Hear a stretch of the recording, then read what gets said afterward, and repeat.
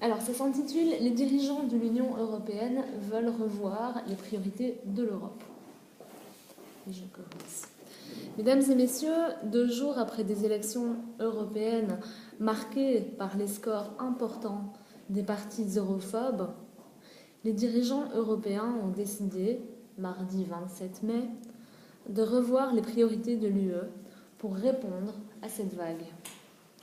Cette réflexion sera menée avant la nomination du prochain président de la Commission. Les chefs d'État et de gouvernement des 28 étaient réunis à Bruxelles pour donner mandat au président du Conseil européen, Herman Van Rompuy, afin qu'il puisse conduire des consultations avec le Parlement européen et les différents groupes parlementaires dès qu'ils seront constitués. Ces consultations porteront sur les nominations à venir, à commencer par celle du président de la Commission, et sur la définition de ses priorités pour les 5 prochaines années.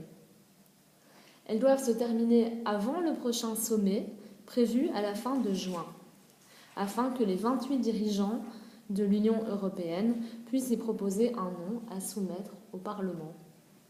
Le Premier ministre irlandais, Enda Kenny, a évoqué une réflexion qui durera moins de 3 semaines. Parmi les priorités que les dirigeants européens veulent fixer à l'Union européenne et à la prochaine Commission, Herman Van Rompuy en a cité quelques-unes. La croissance, la compétitivité et les emplois, une union monétaire qui fonctionne mieux, la lutte contre le changement climatique, le projet d'une union de l'énergie et le combat contre l'immigration illégale. François Hollande et David Cameron ont de leur côté demandé une réforme de l'Europe. Le président français a déclaré, je cite, « Je veux que l'Europe change. Elle doit entendre ce qui s'est passé en France. » Le Premier ministre britannique a ajouté à cela, « L'Europe est devenue trop grosse, trop autoritaire, trop intrusive. » Le Premier ministre britannique est lui-même mis en difficulté par les résultats de l'UKIP dans son pays, qui réclame la sortie du Royaume-Uni de l'Union européenne. Fort de son succès aux européennes, après avoir fait triompher le centre-gauche et refluer le populiste Beppe Grillo, le chef du gouvernement italien, Matteo Renzi, a demandé lui aussi un changement des politiques européennes. Au-delà des consultations qui ont ainsi été lancées, le choix du prochain chef de l'exécutif européen est encore loin d'être acquis.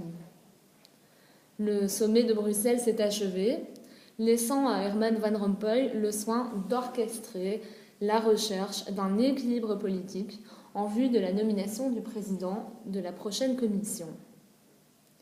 Herman Van Rompuy a souligné qu'il avait rencontré mardi à Bruxelles Jean-Claude Juncker, le candidat du PPE, le parti de centre-droit arrivé en tête des élections dimanche. S'il réclame le poste de président de la Commission, Jean-Claude Juncker doit encore former une majorité. Les chefs des groupes politiques du Parlement ont demandé aux dirigeants de l'Union européenne de laisser Jean-Claude Juncker tenter de trouver cette majorité lui-même. Cependant, plusieurs dirigeants de droite refusent de le soutenir. Le conservateur britannique David Cameron et le libéral néerlandais Mark Rutte, mais aussi des chefs de gouvernement PPE comme le hongrois Viktor Orban, le suédois Fredrik Reinfeldt et le finlandais Jyrki Katainen. Jean-Claude Juncker sera-t-il le prochain président de la Commission ? Rien n'est encore joué. Merci.